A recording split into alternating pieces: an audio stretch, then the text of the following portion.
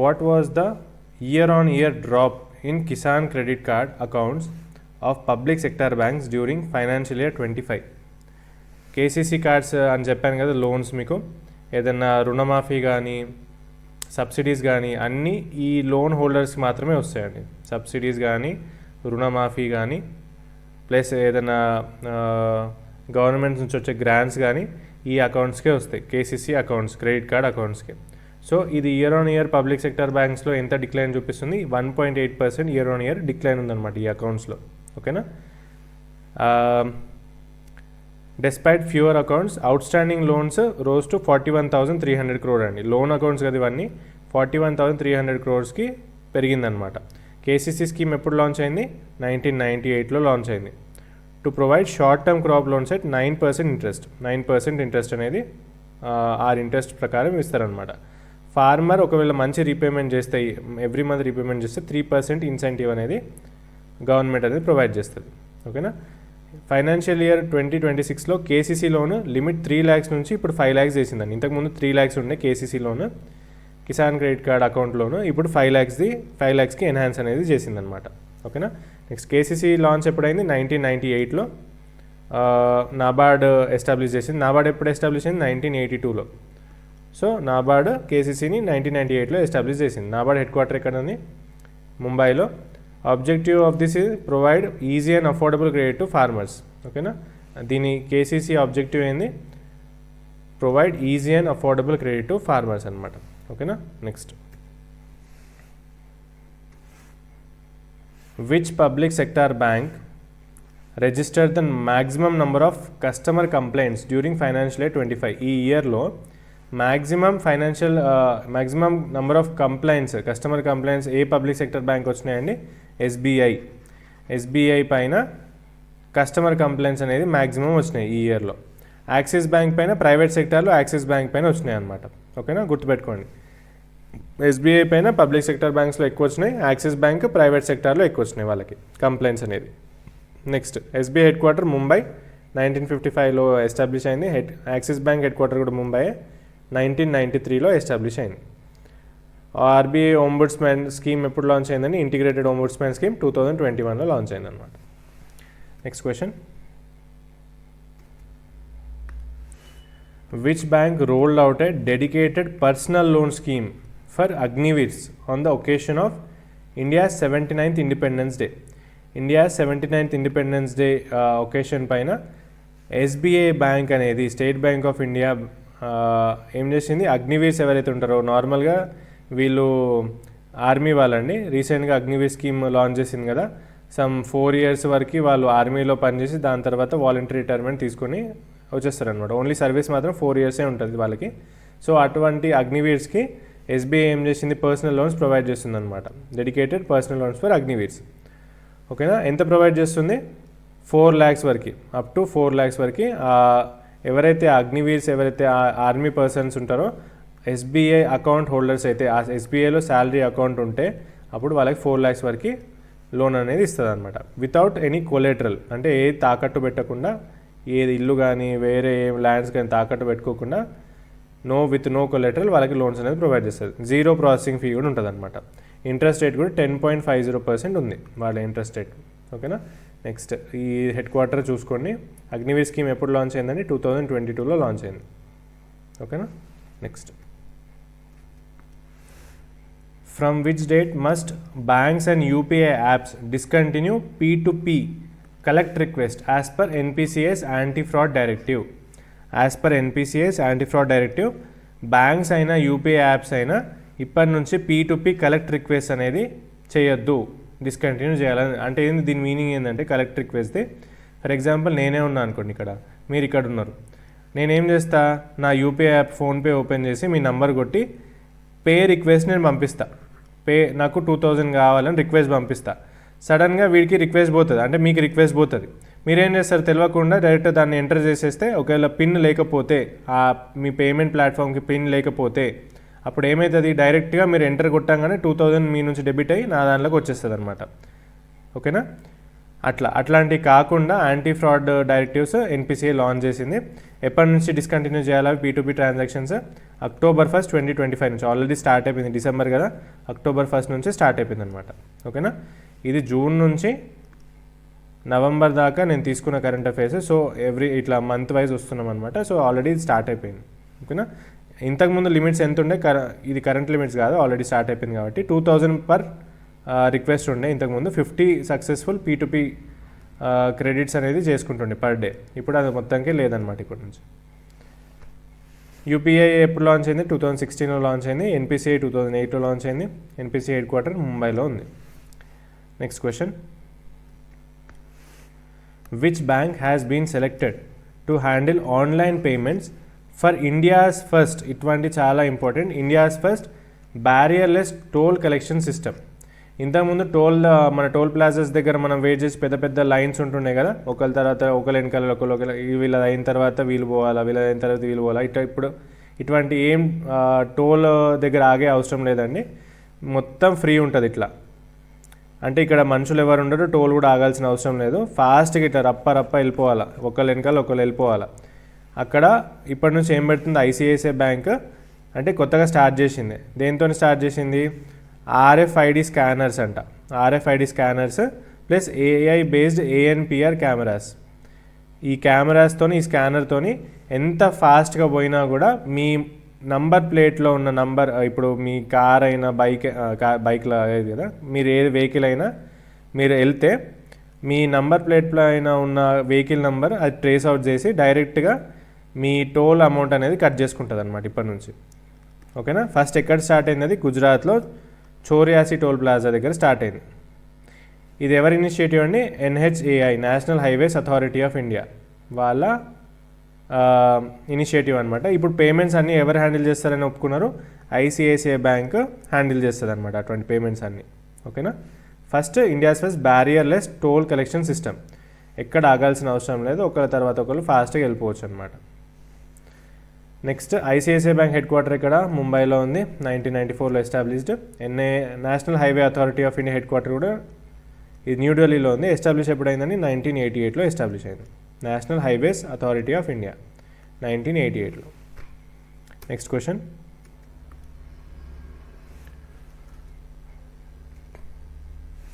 According to the RBI's June 2025 financial stability report, ఒక నిమిషం,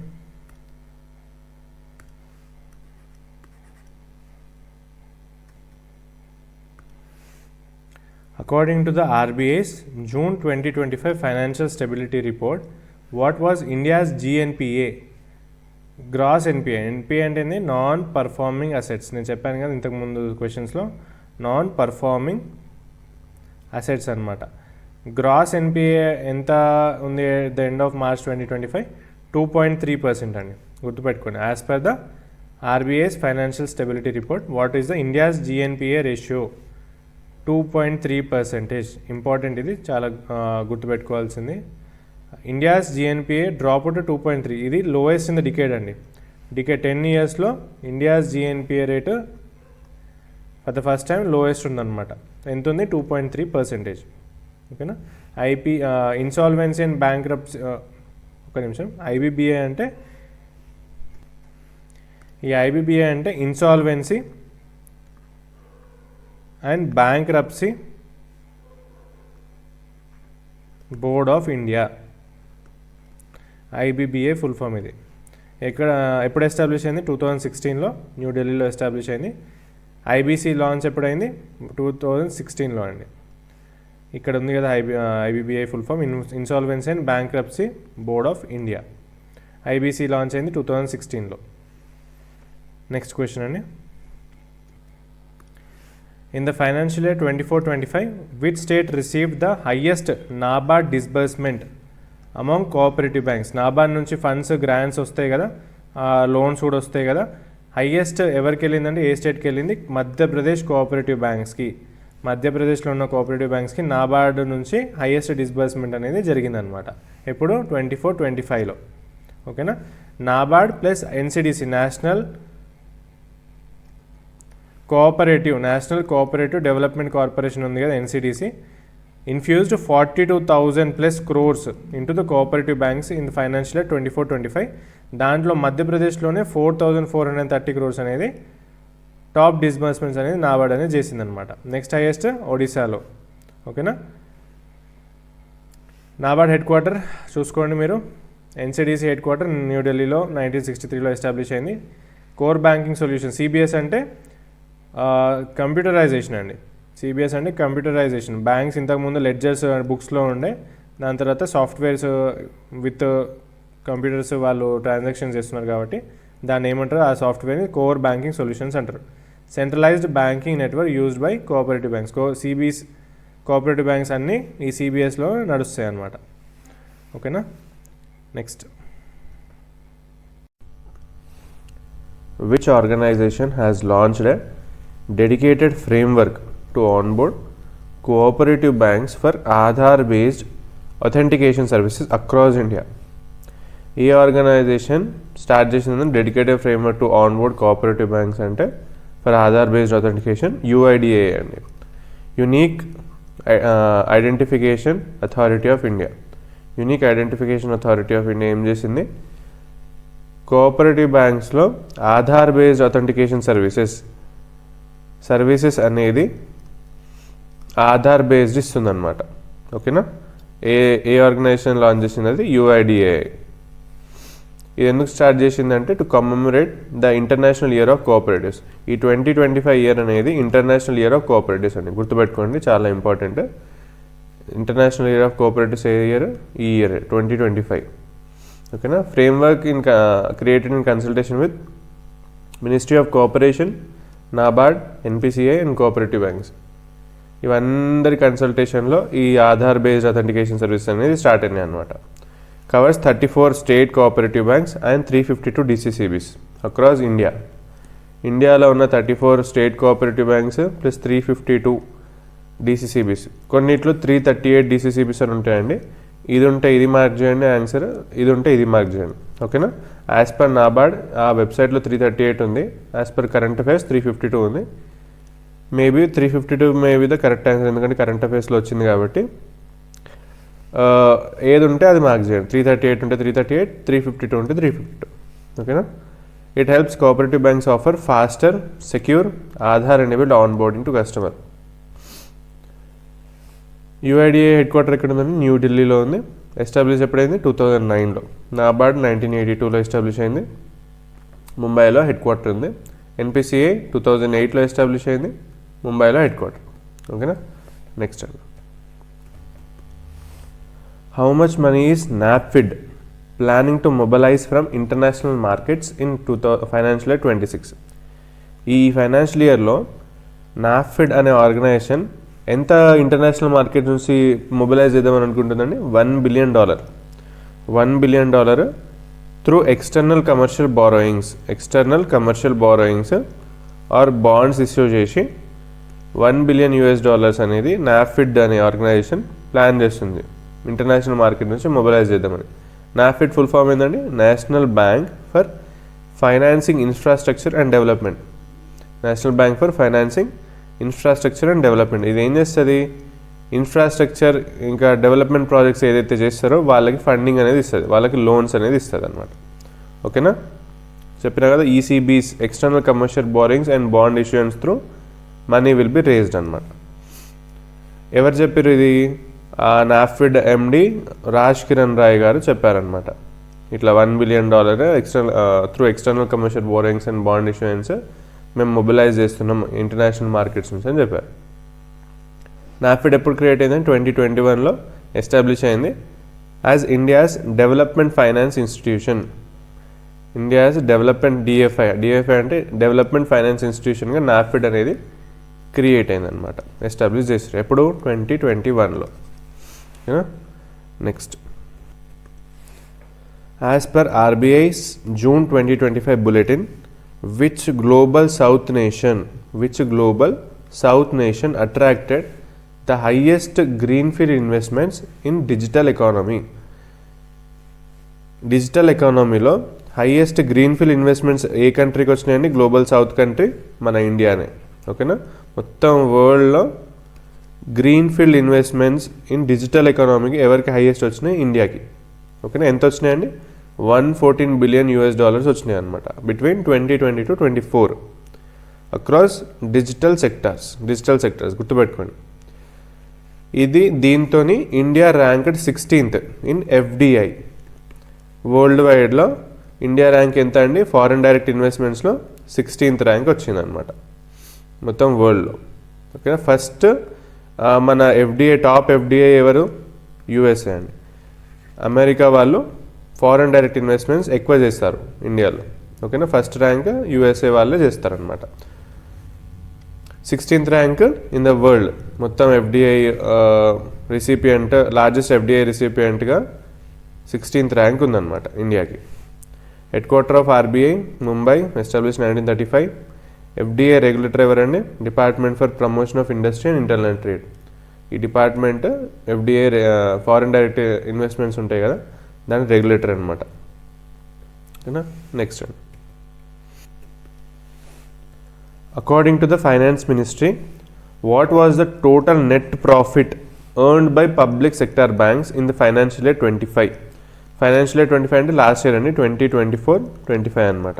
2024లో దాన్ని ఏమంటాం మనం? ఫైనాన్షియల్ ఇయర్ 25 అంటాం. 2024 ఏప్రిల్ 1 నుంచి 2025 మార్చ్ 31 వరకు దాన్ని ఏమంటాం మనం? ఫైనాన్షియల్ ఇయర్ 2025 అంటాం. అది సింపుల్గా లాస్ట్ ఇయర్ అనమాట. టోటల్ నెట్ ప్రాఫిట్ ఎంత వచ్చింది పబ్లిక్ సెక్టర్ బ్యాంక్స్కి? 1.78 lakh crore. 1.78 లక్ష కోట్లు 1.78 లక్ష కోట్లు ప్రాఫిట్ అనేది వచ్చిందనమాట. నెట్ ప్రాఫిట్ ఆఫ్టర్ ట్యాక్స్ అండి. నెట్ ప్రాఫిట్ అంటే గ్రాస్ ప్రాఫిట్ మైనస్ ట్యాక్స్ని దాన్ని ఏమంటాం మనం? నెట్ ప్రాఫిట్ అంటాం. ఓకేనా, నెక్స్ట్ అండి. What is the name of bank of Baroda's new recurring deposit? Recurring deposit అంటే ఏంటంటే సింపుల్గా మనం ఆర్డీస్ అంటాం కదా, ఎవ్రీ మంత్ కట్టే ఆర్డీలు ఉంటాయి కదా, దాన్ని రికరింగ్ డిపాజిట్ అంటారు. Scheme that allows customers to vary their monthly contribution amount. ఏ స్కీమ్ అండి? ఏ స్కీమ్ లాంచ్ చేసింది bank of Baroda? BOB flexi deposit plan. Flexi systematic deposit plan అనేది బ్యాంక్ ఆఫ్ బరోడా స్టార్ట్ చేసింది. దాంట్లో ఏం చేస్తాం? 500 మినిమం 500తోని స్టార్ట్ అవుతుందండి ఆర్డీ. తర్వాత మనం ఎక్స్ట్రాగా దాంతోపాటు ఎక్స్ట్రాగా 100 మల్టిపుల్స్లో up to 1 lakh per month అనేది మనం డిపాజిట్స్ ఆర్డీస్ అనేది చేసుకోవచ్చు ఎక్స్ట్రాగా దాంతోపాటు. ఓకేనా, monthly instalment can be increased up to 10x the base amount. ఇప్పుడు బేస్ అమౌంట్ 500 ఉందనుకోండి, మంత్లీ ఇన్స్టాల్మెంట్ దానికి 10x అంటే 10 times మనం బేస్ అమౌంట్కి ఇంక్రీజ్ చేసుకోవచ్చు monthly instalment. Offers higher rate of interest. ఈ స్కీమ్ మినిమం 6 months టు మ్యాక్సిమం 5 years అనేది స్టార్ట్ చేశారు అనమాట. ఓకేనా, bank of Baroda headquarter Vadodara, గుజరాత్లో ఉంటుంది. ఫౌండెడ్ 1908. ఆజాదీ కా అమృత్ మహోత్సవ్ అనే tagline. India's international bank అనేది bank of Baroda tagline అనమాట. ఓకేనా, నెక్స్ట్ అండి. ICICI Bank plans to raise its stake by up to 2% in which subsidiary to retain majority ownership? ICICI అయితే subsidiary ఒకటి ఉందండి, దాని పేరేంది? ICICI Prudential AMC, asset management committee అంటారు. AMC అంటే అసెట్ మేనేజ్మెంట్ కమిటీ. వీళ్ళు ఏం చేస్తారు? అసెట్ మేనేజ్మెంట్ కమిటీ వాళ్ళు బ్యాంక్ డెట్లోకి వెళ్ళిపోతే ఒక 100 crores NPS అయితే, NPS అంటే నాన్ పర్ఫార్మింగ్ అసెట్స్ అండి, అసలుకే రాకపోతే బ్యాంక్ వాళ్ళు ఏం చేస్తారు? మొత్తానికి 100 crores లాస్లోకి పోకుండా ఇటువంటి AMCస్కి అమ్మేస్తారు. ఎంతకు అమ్మేస్తారు? Discounted price. For suppose 50 crores అమ్మేసారు అనుకోండి, అంటే 100 crores నష్టపోవడం కన్నా 50 crores నష్టపోవడం బెటర్ కదా. సో ఈ 50 crores బ్యాంక్ తీసేసుకొని ఈ లోన్స్ అన్నీ వీళ్ళకి అమ్మేస్తుంది. వీళ్ళు ఏం చేస్తారు? ఆ 100 crores ఏదైతే ఉందో లోన్స్, ఇప్పుడు ఫర్ సపోజ్ 50 crores వీళ్ళు పే చేశారు కదా, వీళ్ళు ఒక 10 to 20 crores దీనికంటే ఎక్కువ అంటే 70 crores రికవర్ చేసినా కూడా వీళ్ళకి ప్రాఫిటే కదా 20 crores. సో అట్లా పనిచేస్తాయి అనమాట. మీరు సినిమాలో చూస్తారు కదా, ఇంటికి పోయి తాళాలు వాళ్ళగొట్టి ఫ్రిడ్జ్లు లేపుకపోతారు, బీరువాళ్ళు లేపుకపోతారు, అవన్నీ తీసుకుపోతారు కదా. వాళ్ళు చేసేది బ్యాంకులు కాదండి, AMCs అవి. వీళ్ళకి ఎక్కువ రైట్స్ ఉంటాయి బ్యాంక్స్ కన్నా. సో ICICI బ్యాంక్ది ఏది సబ్సిడరీ ఉందండి?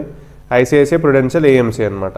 ఓకేనా, ఇది ప్రుడెన్షియల్ అంటే UK బేస్డ్ కంపెనీ అండి అది ప్రుడెన్షియల్. ఈ ఇద్దరు పార్ట్నర్ అయ్యి ఐసిఐసిఐ ప్రుడెన్షియల్ ఏఎంసీ అనేది స్టార్ట్ చేశారనమాట. ఓకేనా.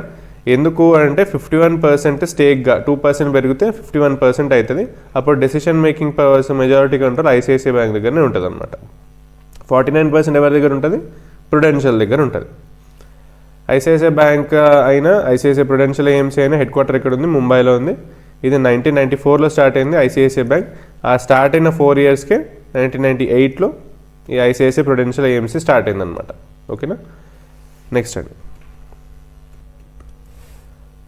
What is the name of India's first? మళ్ళీ ఇండియాస్ ఫస్ట్ వచ్చింది, చాలా important. India's first maritime sector NBFC, ఒక non banking financial company just for maritime sector. అంటే పోర్ట్స్ కోసమైనా, ఎంఎస్ఎంఈస్ కోసమైనా, స్టార్టప్స్ కోసమైనా, ఆ ఫండింగ్ గ్యాప్స్ ఉంటాయి కదా వాటి కోసం ఈ ఎన్బిఎఫ్సి మారిటైమ్ సెక్టార్లో స్టార్ట్ అయిందండి. ఇంతకుముందు దీని పేరేముండే? సాగర్మాల డెవలప్మెంట్ కంపెనీ లిమిటెడ్ అని ఆల్రెడీ ఒక పేరుండే, దాన్ని ఎన్బిఎఫ్సిగా కన్వర్ట్ చేశారు. కన్వర్ట్ చేసి పేరు ఎట్లా మార్చారు? Sagarmala finance corporation limited. ఓకేనా. సాగర్మాల ఫైనాన్స్ కార్పొరేషన్ లిమిటెడ్ ఇవన్నీ లోన్స్ ఇస్తుంది. ఎవరికి ఇస్తుంది? మారిటైమ్ ప్రాజెక్ట్స్ ఏదైతే ఉంటాయో, ఏదైతే పోర్ట్స్కి సంబంధించి, సీ పోర్ట్స్కి సంబంధించి అట్లాంటి ప్రాజెక్ట్స్ ఏదైతే ఉంటాయో వాటికి లోన్స్ అనేది ఇస్తాయి అనమాట. ఓకేనా. ఎవరు ఇనాగ్రేట్ చేశారండి? Ministry of ports, shipping and waterways, Sarbananda Sonowal. Union minister ports, shipping and waterways, ఆయన లాంచ్ చేసిండు. ఓకేనా. ఎప్పుడు లాంచ్ అయింది? సాగర్మాల ప్రోగ్రామ్. ఇదేమో మొన్న రీసెంట్గా స్టార్ట్ అయింది. సాగర్మాల ప్రోగ్రామ్ అనేది through Sagarmala development company limited ఎప్పుడు స్టార్ట్ అయింది? 2015లో. హెడ్ క్వార్టర్ ఎక్కడ ఉందండి? న్యూఢిల్లీలో ఉంది. ఓకేనా. దాన్ని రీనేమ్ చేసి ఏం చేశారు? యాజ్ ఎన్ ఎన్బిఎఫ్సిగా కన్వర్ట్ చేసి పేరు అనేది సాగర్మాల ఫైనాన్స్ కార్పొరేషన్ లిమిటెడ్గా పెట్టారు అనమాట. ఓకేనా. నెక్స్ట్ అండి, what is the name of east coast railways mobile app? East coast railways ఉన్నాయి కదా, అంటే ఇండియా ఇట్లుంటే, ఇప్పుడు ఇండియా ఇట్లుందనుకోండి, ఈస్ట్ కోస్ట్ ఇక్కడ ఈ రీజియన్ని ఈస్ట్ కోస్ట్ రైల్వే జోన్ అని అంటారు. ఈస్ట్ కోస్ట్ రైల్వే జోన్ ఒక యాప్ అనేది క్రియేట్ చేసిందనమాట. ఆ యాప్ పేరు ఏంది? East coast railways Yatra. East coast railways Yatra దేనికోసం క్రియేట్ చేసింది? To assist pilgrims during the Rathyatra in Puri. ఇక్కడ ఒడిషా ఉంటుంది కదా, ఈ ఒడిషాలో పూరి రథయాత్ర అనేది జరుగుతూ ఉంటుంది అనమాట ఎవ్రీ ఇయర్. వాళ్ళ కోసం సపరేట్గా ఒక యాప్ అనేది క్రియేట్ చేసింది. దాని పేరేంది? ఈసీఓఆర్. ఈసీఓఆర్ అంటే ఈస్ట్ కోస్ట్ రైల్వేస్ యాత్ర. ఓకేనా.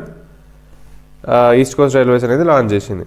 It provides real time train updates ఇస్తుంది, అమ్యూనిటీస్ డీటెయిల్స్ ఇస్తుంది, ఎసెన్షియల్ ట్రావెల్ ఇన్ఫర్మేషన్ ఇస్తుంది. ఒకవేళ ఇండియన్ రైల్వేస్ ఎంప్లాయీస్ ఎవరైతే వాళ్ళ పార్ట్నర్ బ్యాంక్లో ఉంటే, శాలరీ అకౌంట్ అనేది ఉంటే 1 crore కంపెన్సేషన్ స్కీమ్ కూడా ప్రొవైడ్ చేస్తుంది. ఒకవేళ యాక్సిడెంటల్ ఎంప్లాయీ డెత్ అయితే, రైల్వే ఎంప్లాయీ డెత్ యాక్సిడెంటల్గా అయితే 1 crore కంపెన్సేషన్ అనేది ప్రొవైడ్ చేస్తుంది అనమాట. ఇన్సూరెన్స్ ఏం పే చేయాల్సిన అవసరం లేదు, జస్ట్ ఆయన శాలరీ ప్యాకేజ్ అకౌంట్ అనేది ఆ పార్ట్నర్ బ్యాంక్లో ఉండాలి. ఓకేనా. Next, east coast railway head quarter ఎక్కడ ఉందండి? భువనేశ్వర్లో ఉంది. ఇండియన్ రైల్వేస్ హెడ్ క్వార్టర్ న్యూఢిల్లీలో ఉంది. రథయాత్ర లొకేషన్ ఎక్కడ? పూరి. ఎవ్రీ ఇయర్ పూరి ఒడిషాలో రథయాత్ర అనేది కండక్ట్ చేస్తారు. నెక్స్ట్ అండి, which government of India mobile app? Government of ఇండియాది ఏ mobile app enable citizen to report accessibility problems faced by Divyangjan and the elderly? Elderly కోసం, దివ్యాంగ్జన్ కోసం, అంటే ఫిజికల్లీ డిజేబుల్డ్ కోసం ఏ యాప్ క్రియేట్ చేసిందని 2015లో సుగమ్య భారత్ యాప్. దాన్ని మళ్ళీ రీమోడల్ చేసి, అంటే మోడిఫై చేసి మళ్ళీ 2021లో లాంచ్ చేశారనమాట. అండర్ సుగమ్య భారత్ అభియాన్ 2021లో ఈ సుగమ్య భారత్ యాప్ అనేది మళ్ళీ రీలాంచ్ చేశారు. ఎవరు చేశారు? By department of empowerment of persons with disabilities. ఓకేనా. Department of empowerment of persons with disabilities, ministry of social justice and empowerment వాళ్ళు ఈ సుగమ్య భారత్ యాప్ని లాంచ్ చేశారు అన్నమాట 2021లో. ఇది ఏం చేస్తుందంటే, సిటిజన్స్ ఎవరైతే డిజేబుల్డ్ ఉన్నారో జియో ట్యాగ్డ్ ఫొటోస్ గవర్నమెంట్కి పంపించవచ్చు. అంటే ఏంది? ఫర్ ఎగ్జాంపుల్ మెట్రోస్ దగ్గర కానీ, హాస్పిటల్స్ దగ్గర కానీ వీల్ చైర్స్కి ర్యాంప్స్ లేకపోవడం, స్టెప్సే ఉండడం, అప్పుడు కష్టమవుతుంది కదా. ప్లస్ ఇంకా ఎటువంటివి అంటే బ్రోకెన్ లిఫ్ట్స్ అంటే ఎలివేటర్స్ సరిగా పనిచేయకపోవడం, అప్పుడు కష్టమవుతుంది కదా, అట్లాంటి ప్రాబ్లమ్స్ ఏమైనా ఉన్నా కూడా poor access in buses, trains, offices అట్లాంటివి ఏమైనా ఉంటే మీరు డైరెక్ట్గా జియో ట్యాగ్డ్ ఫొటోస్ తీసుకొని ఆ ఏరియా ఎక్కడుందో తీసుకొని గవర్నమెంట్కి పంపిస్తే వాళ్ళు రిజాల్వ్ చేయడానికి ట్రై చేస్తారనమాట. ఓకేనా. ఆల్రెడీ 83,000 డౌన్లోడ్స్ అయినాయంట. 14,358 రిజిస్టర్డ్ యూజర్స్ ఆల్రెడీ ఏమంటారు కంప్లైంట్స్ అనేది రేజ్ చేశారు. ఇది ఎక్కడుంది? Department of empowerment of persons with disability head quarter న్యూఢిల్లీలో ఉంటుందండి. మినిస్ట్రీ ఏమో సోషల్ జస్టిస్ అండ్ ఎంపవర్మెంట్. ఆ ఏం యాప్ గుర్తుపెట్టుకోవాలి, సుగమ్య భారత్ యాప్. ఓకేనా. Next, which organisation operates the Aadhaar enabled payment system? AEPS సిస్టమ్ని ఏ ఆర్గనైజేషన్ ఆపరేట్ చేస్తుందండి? NPCI, national payments corporation of India. వాళ్ళు ఏం చేస్తారంటే హెడ్ అనమాట, దేనికి Aadhaar enabled payment systems handle చేస్తారు. It enables transactions through Aadhaar based authentications. ఇది ఏం చేస్తారంటే ఏదైతే విలేజెస్లో బ్యాంక్స్ ఉండవో అప్పుడు బ్యాంక్స్ ఏం చేస్తాయి, విలేజెస్ బ్యాంక్స్కి రావడానికి కష్టమవుతుందిగా, దూరం ఉంటే అప్పుడు బ్యాంక్స్ ఏటీఓస్ని పంపిస్తుంది. ఏటీఓస్ అంటే Aadhaar enabled payment system touch point operators. అది వాళ్ళ దగ్గర ఈ బయోమెట్రిక్ ఒకటి ఉంటుంది మెషిన్, వాళ్ళకు ఒక ట్యాబో ఫోనో ఇస్తుంది. వాళ్ళు ఏం చేస్తారు, విలేజెస్కి వెళ్ళి ఒకవేళ ఏదైనా కస్టమర్కి విత్డ్రావల్ కావాలనుకున్నా, డిపాజిట్ చేయాలనుకున్నా, ఏదైనా అకౌంట్ స్టేట్మెంట్ కావాలనుకున్నా త్రూ ఆధార్ ఎనేబుల్ పేమెంట్ ఈ బయోమెట్రిక్ పెట్టంగానే వాళ్ళ దగ్గర ఉన్న అకౌంట్స్ అన్నీ ఇక్కడ కనిపిస్తాయి అన్నమాట.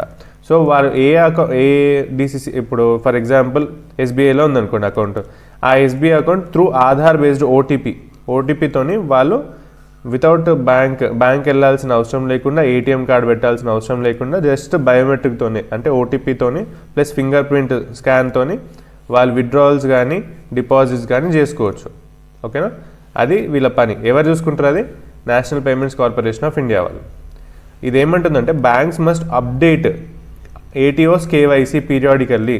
ఏటీఓస్ తప్పు చేసే ఛాన్సెస్ ఉంటాయి కాబట్టి, ఫ్రాడ్ చేసే ఛాన్సెస్ ఉంటాయి కాబట్టి ఎవ్రీ 3 months ఇన్యాక్టివ్, ఒకవేళ ఆ ఏటీఓ ఇన్యాక్టివ్ అయిపోతే 3 months ఇన్యాక్టివ్ ఉంటే మళ్ళీ ఒకవేళ చేస్తా అని వస్తే అప్పుడు మళ్ళీ కేవైసీ అప్డేషన్ అనేది చేయాలా అని చెప్తుందన్నమాట.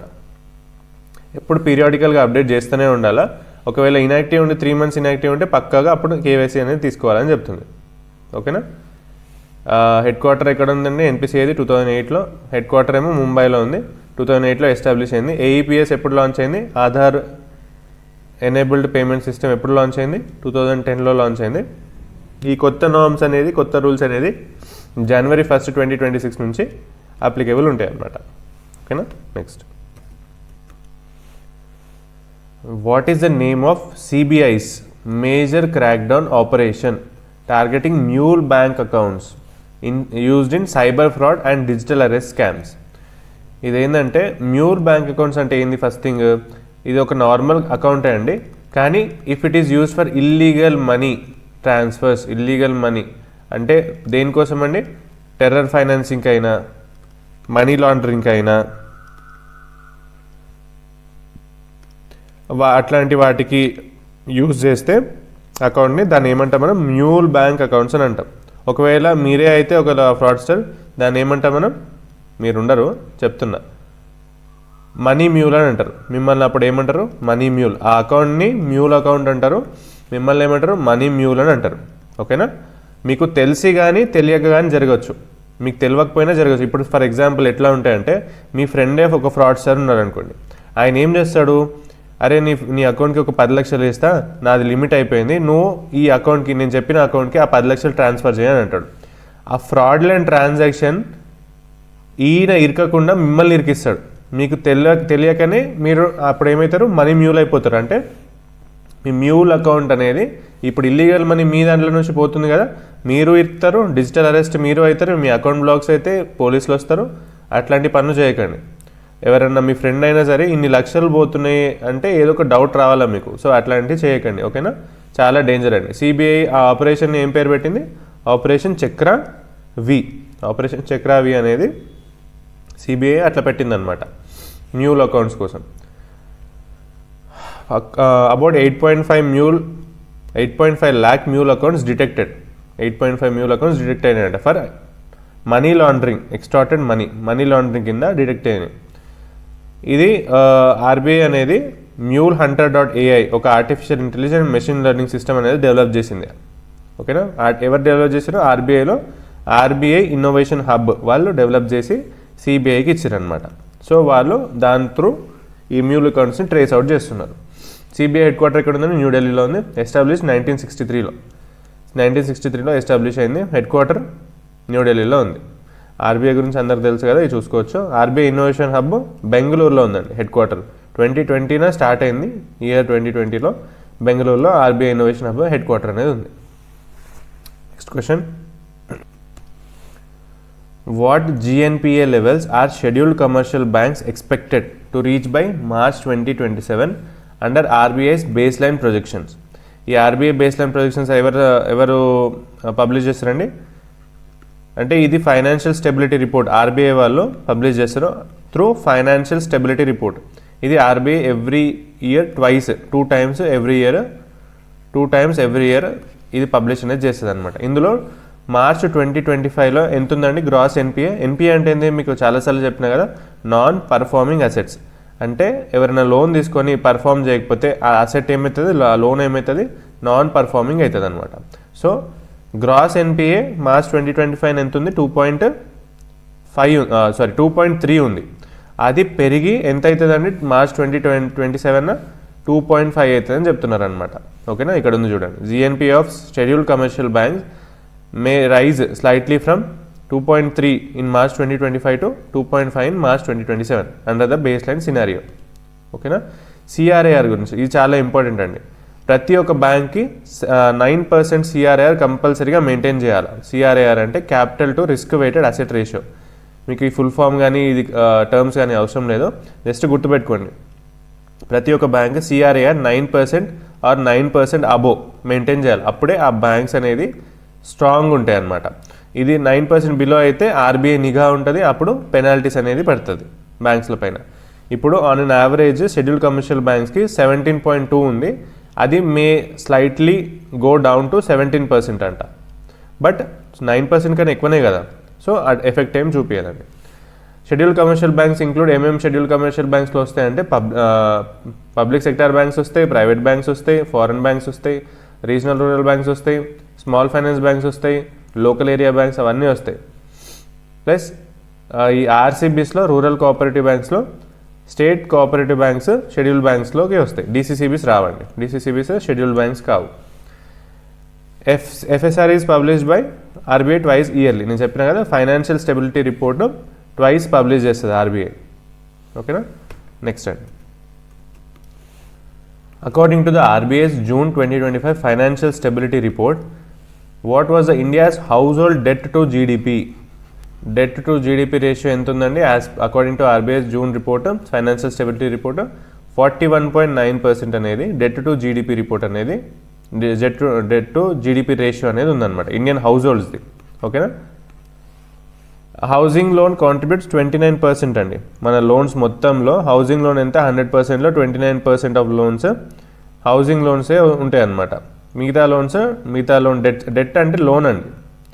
మన కస్టమర్స్ ఎవరైతే లోన్ తీసుకుంటారో అది అప్పే కదా, సో అప్పుని ఏమంటారు ఇంగ్లీష్లో? డెట్ అంటారు. So debt to GDP ratio ఎంత ఉంది? 41.9% అనేది ఉంది. ఎవరికి? ఇండియాస్ హౌస్ హోల్డ్ పర్పసెస్కి. నాన్ హౌసింగ్ రీటైల్ లోన్స్కి, హౌసింగ్ కాకుండా రీటైల్ లోన్స్ కన్జ్యూమర్ లోన్స్ ఉంటాయి కదా, అది ఎంత పర్సెంట్ అండి? 54.9%. ఓకేనా, 54.9% debt to GDP ratio non housing retail లోన్స్ది. అదే హౌస్ హోల్డ్ లోన్స్ది ఎంత?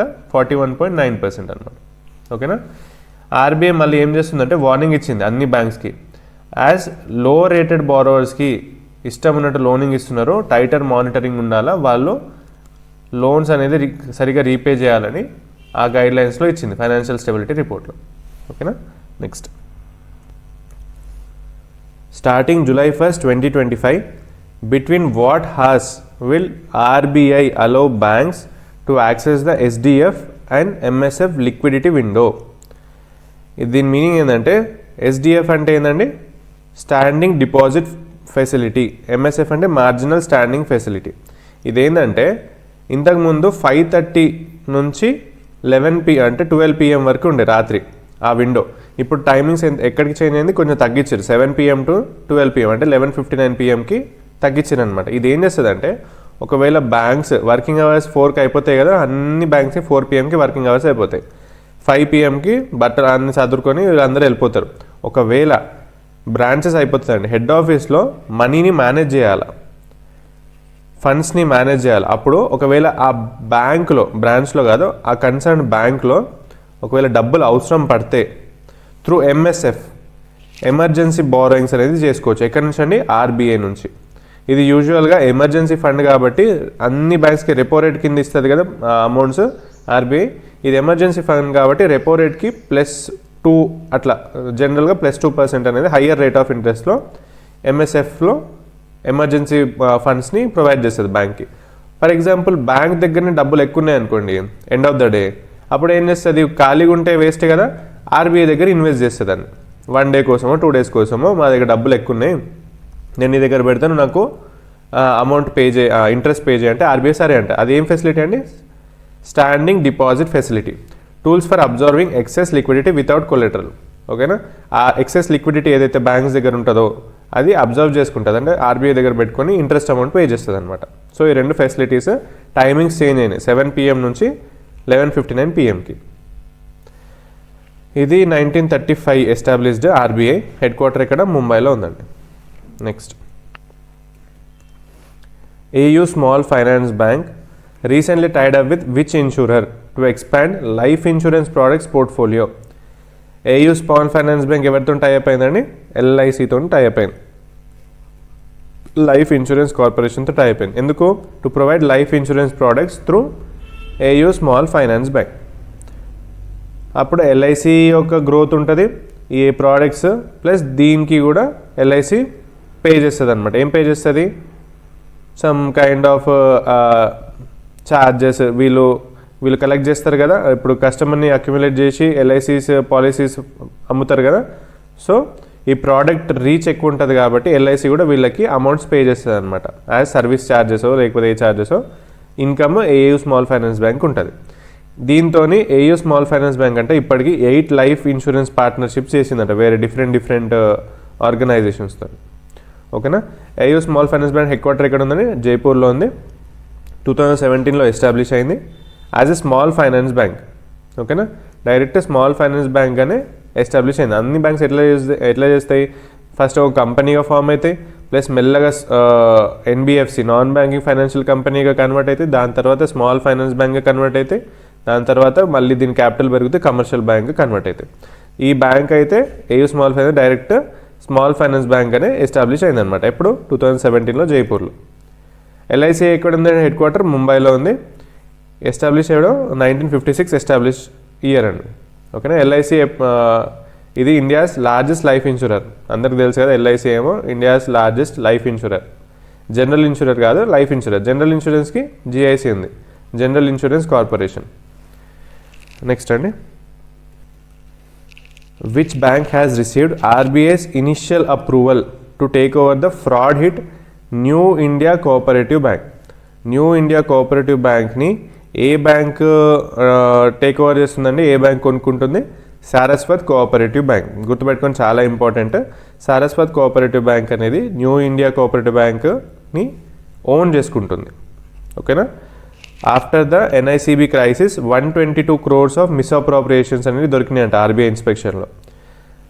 దాని తర్వాత ఏం చేసింది, ఈ NICBని ఎవరైనా కొనుక్కుంటారా అని RBI అడిగితే సరస్వత్ కోఆపరేటివ్ బ్యాంక్ ముందుకు వచ్చిందనమాట. సరస్వత్ కోఆపరేటివ్ బ్యాంక్ది బిజినెస్ ఎంత అండి, 91,800 crores. NICB బిజినెస్ ఎంత, 3,500 crores.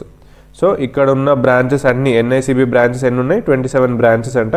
ఆ 27 బ్రాంచెస్ ఇప్పుడు సరస్వత్ కోఆపరేటివ్ బ్యాంక్లోకి వచ్చేస్తాయి, మర్జ్ అయిపోతాయి అనమాట.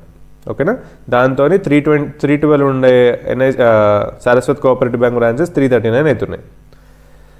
ఇది ఎక్కడ ఉంది, హెడ్ క్వార్టర్ సరస్వత్ బ్యాంక్ది ముంబైలో ఉంది. ఎస్టాబ్లిష్డ్ 1918, చాలా పాత బ్యాంక్ అండి, 1918లో స్టార్ట్ అయింది. NICB ఎక్కడ ఉంది, హెడ్ క్వార్టర్ దీన్ని కూడా ముంబైలోనే ఉంది. ఓకేనా, నెక్స్ట్ అండి, who has been chosen to lead the financial services institutions bureau as its chairperson. ఇంతకుముందు ఇది బ్యాంక్స్ బోర్డ్ బ్యూరో ఉండే అండి. ఆ బ్యాంక్స్ బోర్డ్ బ్యూరోని 2022లో తీసేసి దాని ప్లేస్లో ఏం పెట్టారు, ఫైనాన్షియల్ సర్వీసెస్ ఇన్స్టిట్యూషన్ బ్యూరో అని పెట్టారు. ఇప్పుడు చైర్మన్ ఎవరు, ప్రజెంట్ చైర్పర్సన్ భాను ప్రతాప్ శర్మ. ఓకేనా, భాను ప్రతాప్ శర్మ ఈయన ఎప్పటివరకు అండి 2026 జూన్ 30 వరకు అంటిల్ ఫర్దర్ ఆర్డర్స్గా ఈయనని అపాయింట్ చేశారనమాట. ఈయన సెకండ్ కాన్సిక్యూటివ్ ఎక్స్టెన్షన్ వచ్చింది ఈయనకి.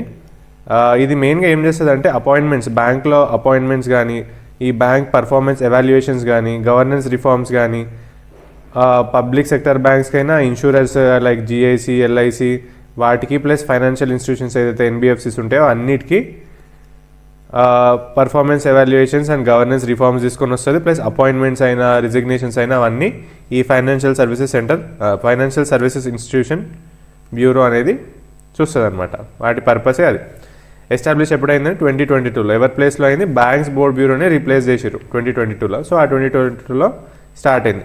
హెడ్ క్వార్టర్ ఎక్కడ ఉంది, ముంబైలో ఉంది. ఓకేనా, నెక్స్ట్ అండి.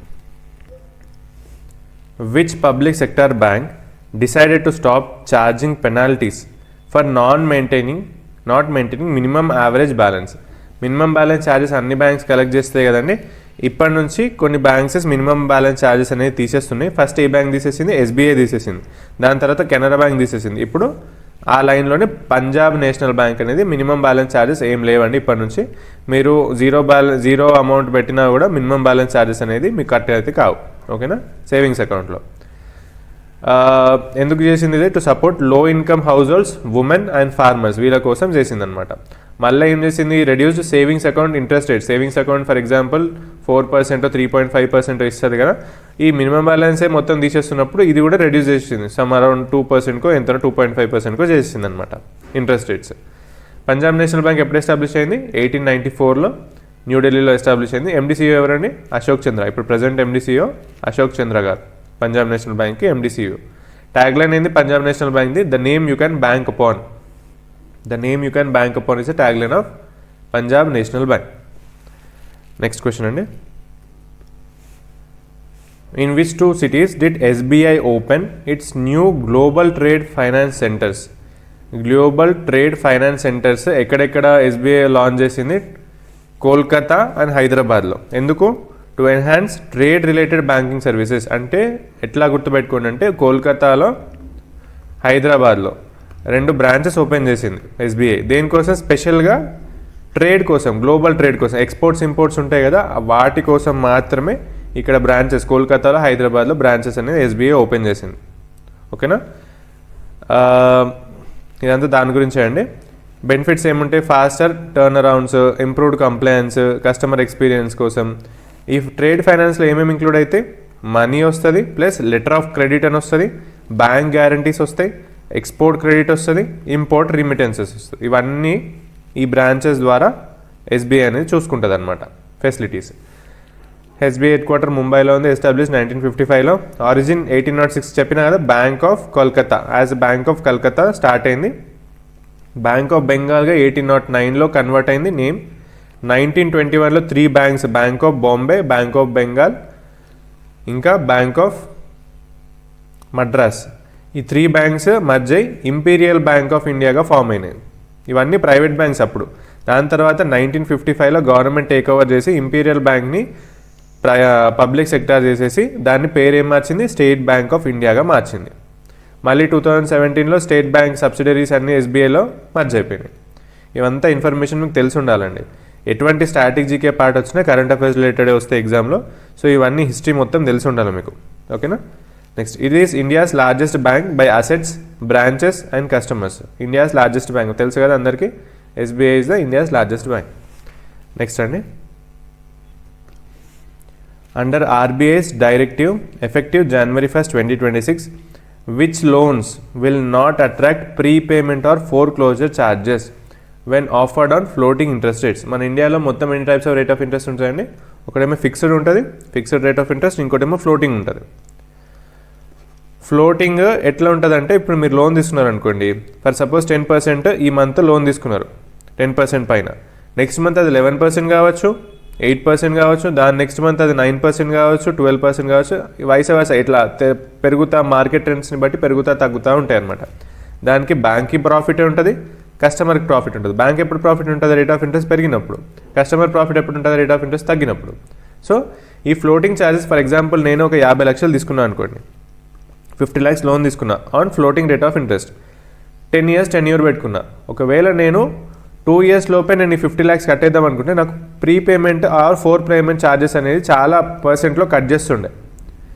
అప్పుడు ఆర్బీఐ ఏం చేసింది, ప్రాబ్లం అవుతుందని ఎవరైతే ఫ్లోటింగ్ రేట్ ఆఫ్ ఇంట్రెస్ట్లో పర్సనల్ లోన్స్, ఫిక్స్డ్ కాదని గుర్తుపెట్టుకోండి, ఫ్లోటింగ్ రేట్ ఆఫ్ ఇంట్రెస్ట్లో పర్సనల్ లోన్స్ కానీ, MSC micro small enterprises loans కానీ, బిజినెస్ లోన్స్ కానీ తీసుకుంటాయో వాళ్ళు ఒకవేళ ముందుగానే కట్టేసినా కూడా no prepayment charges or foreclosure charges from ఏ డేట్ అండి, January 1st, 2026. No prepayment fees on floating rates home loans ఏదైనా సరే floating rate of interest loans ఉంటే 1st January 2026 నుంచి ఆ floating foreclosure charges, prepayment charges అనేది పడవన్నమాట.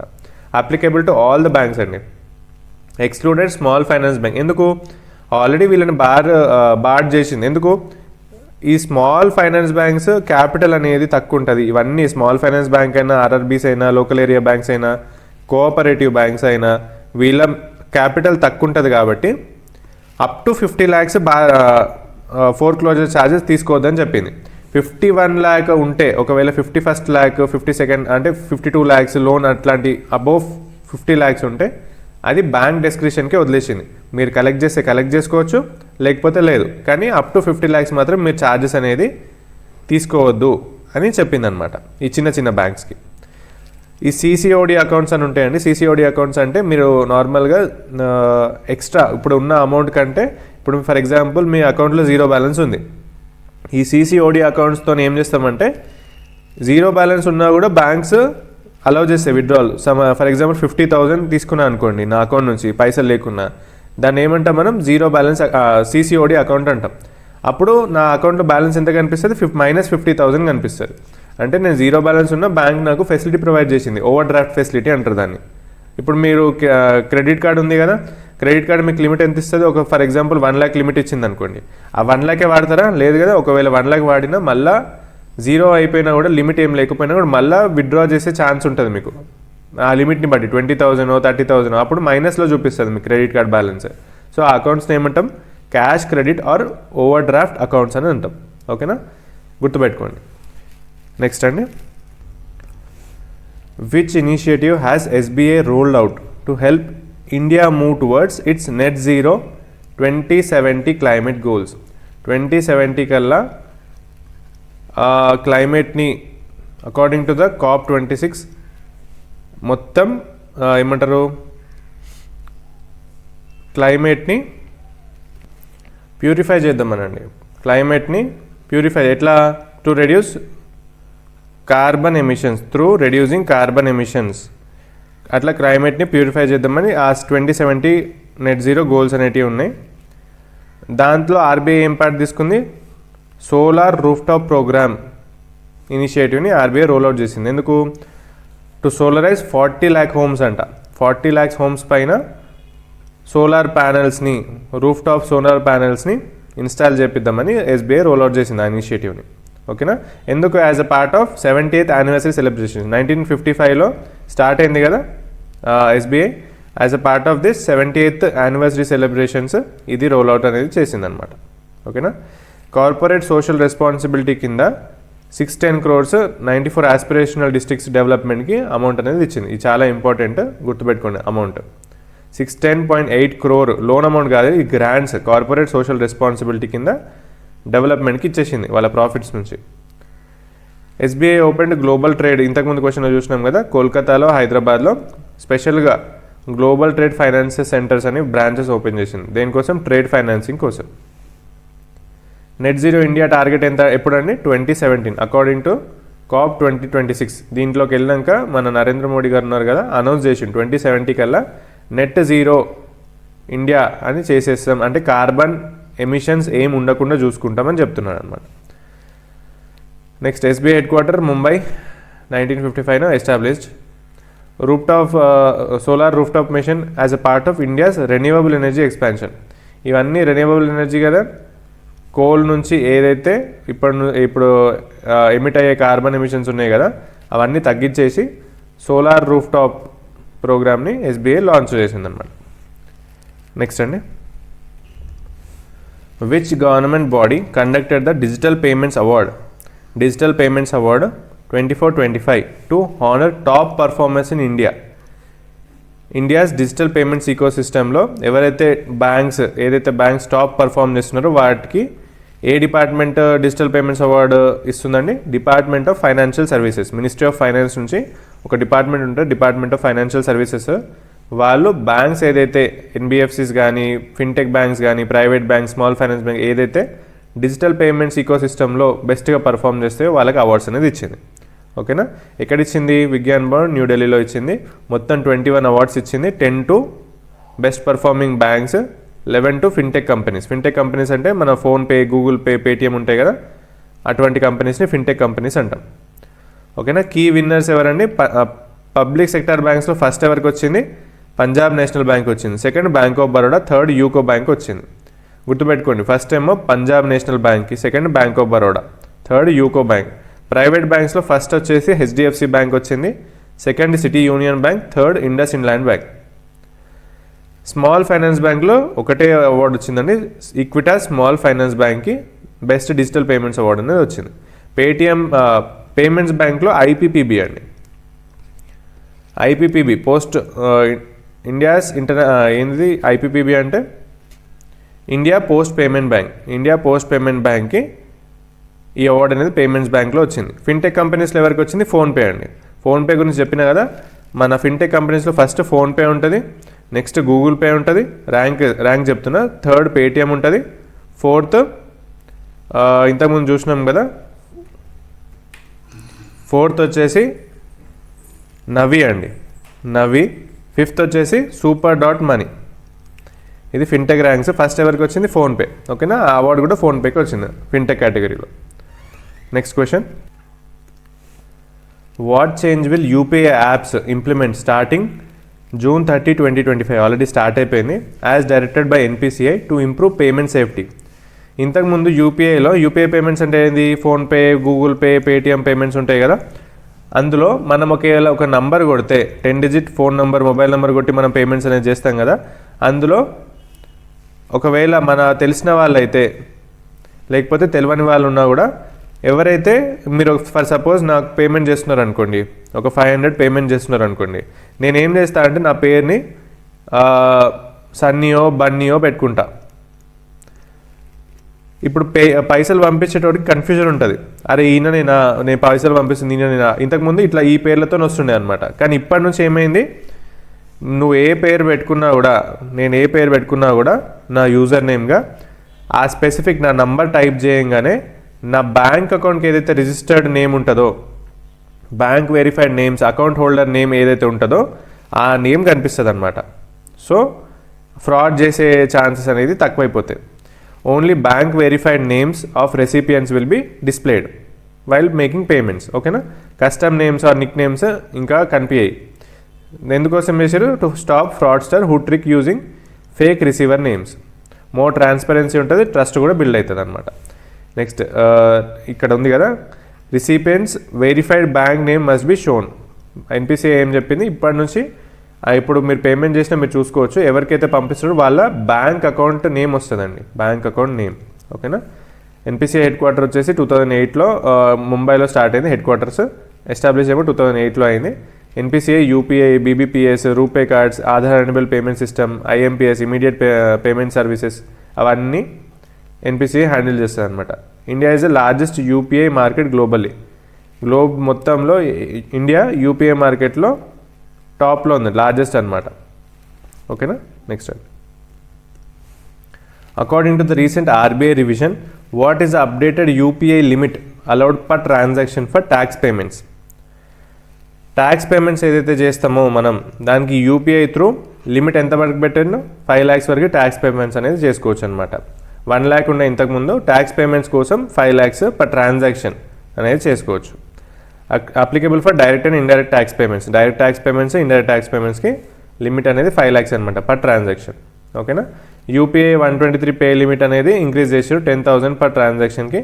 UPI wallets ఉంటాయి కదా, ఫోన్పే, గూగుల్ పే, పేటిఎంలో వ్యాలెట్స్ ఉంటాయి కదా, ఆ వ్యాలెట్స్లో అమౌంట్ ఇంతకుముందు తక్కువ ఉండే, ఇప్పుడు 1,000 per transaction plus 5,000 overall balance పెట్టుకోవచ్చు అని పెట్టిరనమాట.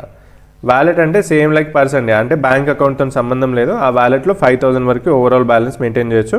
1,000 పర్ ట్రాన్సాక్షన్స్ కూడా చేసుకోవచ్చు. ఒక ట్రాన్సాక్షన్కి 1,000 రూపీస్ వరకు సెండ్ ఆర్ రిసీవ్ చేసుకోవచ్చు. RBI head quarter Mumbai, establish 1935. UPI introduce by NPCI. ఎప్పుడు ఎస్టాబ్లిష్ అయింది, ఎప్పుడు ఇంట్రడ్యూస్ అయింది? 2016లో యూపీఐ వచ్చిందండి. 2008లో ఎన్పిసిఐ వస్తే ఆఫ్టర్ 8 years 2016లో యూపీఐని స్టార్ట్ చేసింది. India has the highest UPI usage globally. Next అండి,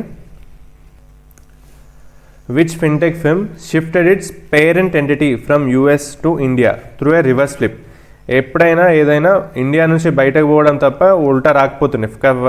ఇదేం చేస్తుంది ఈ ఫిన్టెక్ కంపెనీ, రేజర్ పే అనే fintech company US based company అనమాట. వాళ్ళు ఏం చేస్తున్నారు, మొత్తం ఫారెన్లో యూఎస్లో మొత్తం బట్టలన్నీ సర్దుకొని ఇండియాకి వచ్చేస్తున్నారు అనమాట. సో దాన్ని రివర్స్ ఫ్లిప్ అంటాం. ఓకేనా. Razorpay completes a reverse flip merging US parent with Razorpay software India.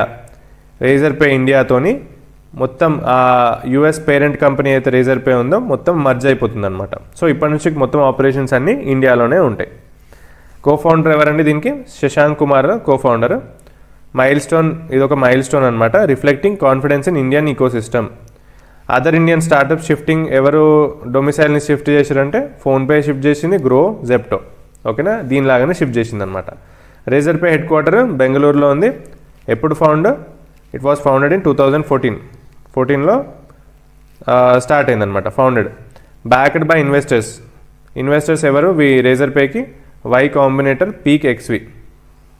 ఓకేనా, ఈ ఇద్దరు ఇన్వెస్టర్స్ అనమాట. ఈ గుర్తుపెట్టుకోవాల్సిన అవసరం లేదు, కానీ ఈ head quarter plus founded in which year గుర్తుపెట్టుకోవాలి కంపల్సరీగా. నెక్స్ట్ అండి, how much did the RBI earn from foreign exchange transactions in financial year 24-25? Last ఇయర్లో ఫారెన్ ఎక్స్చేంజ్ ట్రాన్సాక్షన్ కింద ఆర్బీఐ ఎంత ఎర్న్ చేసిందండి? $13 billion అంట. చాలా హ్యూజ్ అమౌంట్ ఇది, $13 billion. ఇది ఎట్లా పనిచేస్తుంది అంటే, ఫర్ ఎగ్జాంపుల్ ఆర్బీఐ ఇవాళ డేట్ పైన ఒక 50 crores వర్త్ $US కొన్నది అనుకోండి. ఒక 1 year 6 months వెయిట్ చేస్తుంది. అప్పుడు $US అనేది పెరుగుతుంది కదా దాని రేటు. సో అప్పుడు ట్రాన్సాక్షన్ అమ్మేస్తుంది, ఈ $US కొన్నది సెల్ చేసేస్తుంది. అప్పుడు వచ్చిన ఇన్కమ్ ఉంటుంది కదా, ఆ మిడిల్లో బయింగ్ సెల్లింగ్కి మధ్యలో వచ్చిన ప్రాఫిట్ ఉంటుంది కదా, ఆ ప్రాఫిటే ఇదండి, $13 billion అనమాట. ఓకేనా, $13 billion. ఇట్లా గెయిన్స్, ఈ హయ్యర్ ఫారెక్స్ గెయిన్స్తోని హయ్యర్ డివిడెండ్ టు గవర్నమెంట్కి హయ్యర్ డివిడెండ్ అనేది పోతుంది.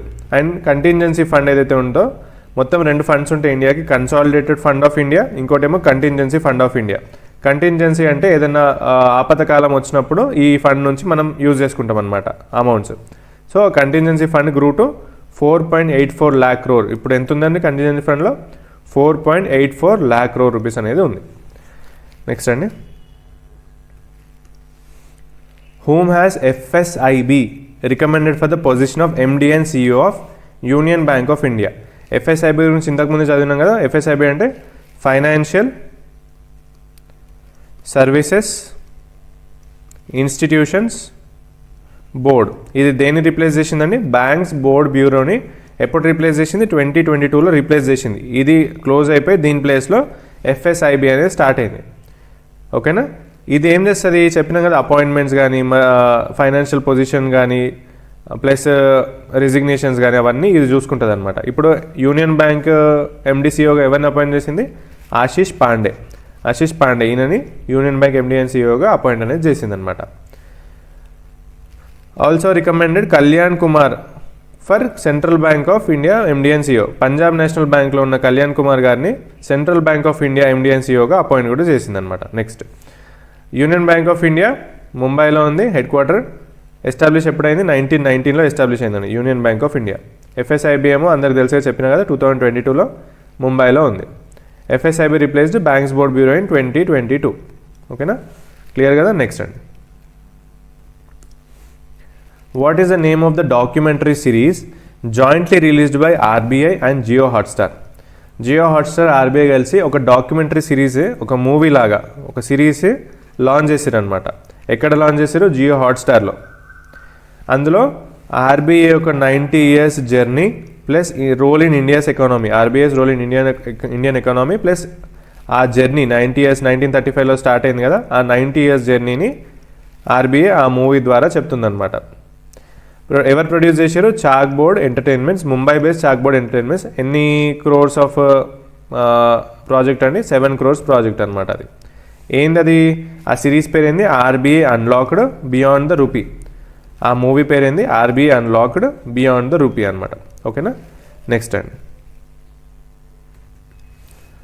How much annual sovereign lending has ADB committed to support India? Asian Development Bank నుంచి ఇండియాకి ఎంత కమిట్మెంట్ వచ్చిందండి? US dollar 4.5 billion. 4.5 billion US dollars అనేది ఏడీబీ త్రూ లోన్స్ ఇండియాకి లెండింగ్ అనేది చేసిందనమాట. ఓకేనా? Announcement made by ADB president Masato Kanda. ఇది ఎప్పుడు ఎస్టాబ్లిష్ అయింది? ఏడీబీ 1966లో మనీలా, ఫిలిప్పీన్స్లో ఎస్టాబ్లిష్ అయింది. ఇప్పుడు మెంబర్ కంట్రీస్ ఎంతమంది ఉన్నారు? 68 అండి. 49 ఫ్రమ్ ఏషియా పెసిఫిక్, ఇంకా వేరే వాళ్ళు వేరే కంట్రీస్ నుంచి ఉంటారు. ఏషియా పెసిఫిక్ నుంచి మాత్రం 49 members ఉన్నారనమాట. ఎందుకు ఏషియా పెసిఫిక్ ఇంత స్పెసిఫిక్గా చెప్తున్నా అంటే, ఈ బ్యాంక్ అనేది ఏషియన్ డెవలప్మెంట్ బ్యాంక్ అండి. ఏడీబీ అంటే ఏషియన్ డెవలప్మెంట్ బ్యాంక్ కదా, ఏషియన్ కంట్రీస్ డెవలప్మెంట్ కోసం ఇది ఇంట్రడ్యూస్ చేసిన బ్యాంక్ అనమాట. ఓకేనా? నెక్స్ట్, యాన్యువల్ మీటింగ్ మీటింగ్ అక్కడ during 58th ADB annual meeting ఎక్కడైంది? అది మిలాన్లో అయింది. మిలాన్లో అయినప్పుడు వీళ్ళు చెప్పారనమాట, కమిట్మెంట్ అనేది ఇచ్చారు, ఇంత ప్రొవైడ్ చేస్తామని. Next, discussion held with union minister. ఎవరితో డిస్కస్ చేశారండి ఆ మీటింగ్లో? నిర్మలా సీతారామన్ గారితో డిస్కస్ చేశారు. అలైన్ విత్ వికసిత్ భారత్ 2047 వికసిత్ భారత్ విజన్ని అలైన్ చేస్తుంది అనమాట. నెక్స్ట్ అండి, which bank entered a tripartite MoU? Tripartite అంటే ఏంటంటే ముగ్గురు ఉంటారు అలా, బైపార్టెడ్ అంటే ఇద్దరు ఉంటారు. ఓకేనా? సింపుల్. ట్రైపార్టెడ్ ఎంఓయూ అంటే ముగ్గురు కంపెనీస్ ఎంఓయూస్ కుదుర్చుకుంటాయి. ఏవేవి అవి? అమూల్ అండ్ రిచ్ ప్లస్, ఇంకా Indian Overseas Bank. Indian Overseas Bank దేంతో ట్రైపార్టెడ్ అగ్రిమెంట్ చేసుకుంది? అమూల్ అండ్ రిచ్ ప్లస్తోని, to support organic farmers and farming in India. Organic farmers కోసం ట్రైపార్టెడ్ అగ్రిమెంట్ అనేది సైన్ అయిందనమాట. ఇది ఏం చేస్తుంది? It promotes organic farming and support 1 lakh organic farmers. 1 lakh organic ఫార్మర్స్కి సపోర్ట్ చేస్తుంది. ఇండియన్ ఓవర్సీస్ బ్యాంక్ పని ఏంది? అమూల్ నుంచి, రిచ్ ప్లస్ నుంచి ఎవరైతే ఆర్గానిక్ ఫార్మర్స్ ఉంటారో వాళ్ళకి క్రెడిట్ సర్వీసెస్ ప్రొవైడ్ చేయడం, అంటే లోన్స్ ప్రొవైడ్ చేయడం ఎట్ అఫోర్డబుల్ ప్రైజెస్ అనమాట. New loan scheme Harit Kranti అనే పేరుతోని ఆ స్కీమ్ అనేది లాంచ్ అయింది. Will finance organic farmers. ఓకేనా? ఇట్ సపోజ్ సస్టైనబుల్ అగ్రికల్చర్ గోల్స్ని సపోర్ట్ చేస్తుంది అనమాట. ఇండియన్ ఓవర్సీస్ బ్యాంక్ ఎండీసీఓ ఎవరండి? ఇప్పుడు present Ajay Kumar Srivastava. Indian Overseas Bank head quarter చెన్నైలో ఉంది. ఎప్పుడు founded? It was founded in 1937. ఓకేనా? Tag line good people to grow with. మెయిన్గా ఇది ఎందుకు స్టార్ట్ అయిందని చెప్పినా ఇంతకుముందు క్వశ్చన్స్లో, మెయిన్గా ఓవర్సీ ట్రేడ్ కోసం స్టార్ట్ చేసిన బ్యాంక్ ఇది. ఓవర్సీ ట్రేడ్ ఏదైతే ఇంపోర్ట్స్ ఎక్స్పోర్ట్స్ ఉంటాయో దానికోసం స్టార్ట్ అయిన బ్యాంక్ ఇండియన్ ఓవర్సీస్ బ్యాంక్. ఇది ఎప్పుడు నేషనలైజ్ అయింది? గవర్నమెంట్ కిందకి ఎప్పుడు వచ్చింది? 1969లో గవర్నమెంట్ కిందకి వచ్చిందనమాట. నేషనలైజేషన్ అప్పుడు అయింది. నెక్స్ట్ అండి, what climate risk data platform has the RBI launched to fill gaps in environment and financial data? ఏదైతే గ్యాప్స్ ఉన్నాయో ఎన్విరాన్మెంట్ అండ్ ఫైనాన్షియల్ డేటాలో, దానికోసం ఆర్బీఐ ఏం లాంచ్ చేసింది? ఒక క్లైమేట్ రిస్క్ డేటా ప్లాట్ఫామ్ అనేది లాంచ్ చేసింది. దాని పేరేంది? RBI CRIS. అంటే క్లైమేట్ రిస్క్ ఇన్ఫర్మేషన్ సిస్టమ్. గుర్తుపెట్టుకోండి, climate risk information system RBI launch చేసింది. ఎందుకు? To fill gaps in environment and financial data. ఇది 2 partsలో ఉంటుంది ఈ ప్లాట్ఫామ్. ఒకటేమో పబ్లిక్కి ఓపెన్ ఉంటుంది, ఇంకోటేమో restricted, only for financial institutions ఉంటాయి. మొత్తం క్లైమేట్ అండ్ జియోస్పేషియల్ డేటా మొత్తం దాంట్లో ఉంటుంది అనమాట. నెక్స్ట్, ఎప్పుడు ఎస్టాబ్లిష్ అయింది? 1935లో ఆర్బీఐ హెడ్ క్వార్టర్ ముంబైలో ఉంది. మానిటరీ పాలసీ కమిటీ ఎప్పుడు ఇంట్రడ్యూస్ అయింది? 2016లో. Climate risk now formally seen as financial stability issue. Climate risk అనేది ఇప్పుడు ఫైనాన్షియల్ స్టెబిలిటీ ఇష్యూగా చూస్తున్నారనమాట. ఓకేనా? నెక్స్ట్ అండి, which HDFC bank subsidiary secured SEBI approval to launch India's largest NBFC IPO? IPOs అనేది capital market ఏదైతే ఉందో SEBI regulated capital market ఏంటంటే NSE BSE అవి ఉంటాయి కదా, ఆ మార్కెట్లో ఎన్బిఎఫ్సి ఐపీఓస్ అనేది రిలీజ్ అవుతాయి. బ్యాంక్ ఐపీఓస్ అయినా ఎన్బిఎఫ్సి ఐపీఓస్ అయినా. What is the India's largest, ఇప్పుడు ఇండియాస్ లార్జెస్ట్ ఎన్బిఎఫ్సి ఐబీఓ ఎంత వర్త్ అండి? 12,500 crore worth for the first time NBFC హిస్టరీలోనే అంత ఐపీఓది రిలీజ్ అవుతుందన్నమాట. దాని పేరేంది? HDB Financial Services. HDB Financial Services వారిది, అంటే హెచ్డిఎఫ్సిదే ఇది. దాని పేరు హెచ్డిబి ఫైనాన్షియల్ సర్వీసెస్. ఇందులో హెచ్డిఎఫ్సిది ఎంత స్టేక్ ఉందండి? 94.36% స్టేక్ ఉంది. వాళ్ళు అంత 12,500 crore వర్త్ ఐపీఓ అనేది రిలీజ్ చేస్తున్నారు అనమాట. ఎన్బిఎఫ్సి హిస్టరీలోనే బిగ్గెస్ట్ అమౌంట్ అది. So India's largest NBFC IPO అనమాట అది. ఏ కంపెనీ? HDFC financial services. ఓకేనా? ఇది 10,000 crores ఆల్రెడీ ఉన్న కస్టమర్స్కి ఉంటుంది. ఏవైతే ఓపెన్ మార్కెట్లో స్టాక్ ఐపీఓ ఉంటుందో వాళ్ళ కోసం ఫ్రెష్ ఇష్యూ ఎంత అండి? 2,500 crores. ఓకేనా? 2,500 crores ఫ్రెష్ ఇష్యూ అనమాట. Next HDFC financial service head quarter ఎక్కడ ఉంది? ముంబైలో ఉంది. ఎప్పుడు? 2007లో ఫౌండెడ్. హెచ్డిఎఫ్సి బ్యాంక్ 1994లో ముంబైలోనే ఎస్టాబ్లిష్ అనమాట. ఇది ఎన్బిఎఫ్సి అప్పర్ లేయర్ అండి. ఇవన్నీ అప్పర్ లేయర్. మొత్తం ఎన్ని లేయర్స్ ఉంటాయి? 4 layers ఉంటాయి ఎన్బిఎఫ్సికి. లో layer, middle layer, upper layer, high upper layer, ఇంకా దానికన్నా పెద్దది. ఈ అప్పర్ లేయర్లో ఈ కేటగిరీ వస్తుంది అనమాట. HDFC financial services requires public listing as per RBI norms. ఇటువంటి కంపెనీస్కి త్రూ ఆర్బీఐ రూల్స్ నార్మ్స్ ఉంటే రూల్స్ అనమాట. ఆ రూల్స్ ప్రకారమే ఆ లిస్టింగ్ అనేది చేయాలా స్టాక్ మార్కెట్లో అనేది రూల్ ఉంది. నెక్స్ట్ అండి, till which year has the tenure of Swaroop Kumar Saha, MD and CEO of Punjab and Sindh Bank has been extended. Already MD and CEO Punjab and Sindh Bank ఎవరున్నారండి? స్వరూప్ కుమార్ సాహా. ఆయనని ఇంకో 2 yearsకి extension అనేది పెట్టారనమాట, 2027 వరకు. ఇవన్నీ ఎవరు చూస్తారు? మీకు చెప్పిన కదా, ఎఫ్ఎస్ఐబి వాళ్ళు చూస్తారనమాట ఈ అపాయింట్మెంట్స్ అయినా ఏవైనా. Punjab and Sindh bank head quarter ఎక్కడ ఉంది? న్యూఢిల్లీలో ఉంది. ఎస్టాబ్లిష్ ఎప్పుడైంది? 1908లో. ఇది government own PSB with branches mostly in north India. North ఇండియాలోనే ఉన్నాయన్నమాట దీని బ్రాంచెస్. ఇది పబ్లిక్ సెక్టర్ బ్యాంక్ అండి, గవర్నమెంట్ పార్ట్నర్డ్ బ్యాంక్. ఇది పార్ట్నర్డ్ కాదు, గవర్నమెంట్ స్టేక్ ఎక్కువ ఉంటుంది, 51% కన్నా ఎక్కువ ఉంటుంది అనమాట. నెక్స్ట్ అండి, which firm has recently received RBI's in principle approval to operate as a cross border payment aggregator in India. ఇండియాలో క్రాస్ బార్డర్ పేమెంట్ అగ్రిగేటర్గా ఏ కంపెనీని ఆర్బీఐ అప్రూవల్ చేసిందండి? వైస్. ఇది ఎక్కడి company? UK based, London based, UK based company అనమాట. ఇంతకుముందు దీని పేరు transfer wise ఉండే. 2021లో దీన్ని రీబ్రాండ్ చేసి వైజ్ అనే పేరు పెట్టారనమాట. ఎప్పుడో ఫౌండెడ్? 2011లో స్టార్ట్ అయింది ఇది as a transfer wise. After 10 years దీన్ని వైజ్గా పేరు మార్చారు. ఇది ఏం చేస్తుంది అంటే ఫాస్టర్, చీపర్ రేట్స్లో ఇంటర్నేషనల్ ట్రాన్స్ఫర్స్ అనేది చేస్తుంది.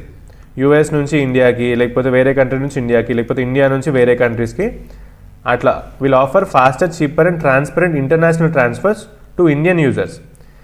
బయట ఇండియన్ యూజర్స్ ఉన్నా, ఇండియాలో ఇండియన్ యూజర్స్ ఉన్నా కూడా వాళ్ళ కోసం ఇంటర్నేషనల్ ట్రాన్స్ఫర్స్ అనేది ఫాస్టర్, చీపర్ అండ్ ట్రాన్స్పరెంట్ అనేది చేసింది.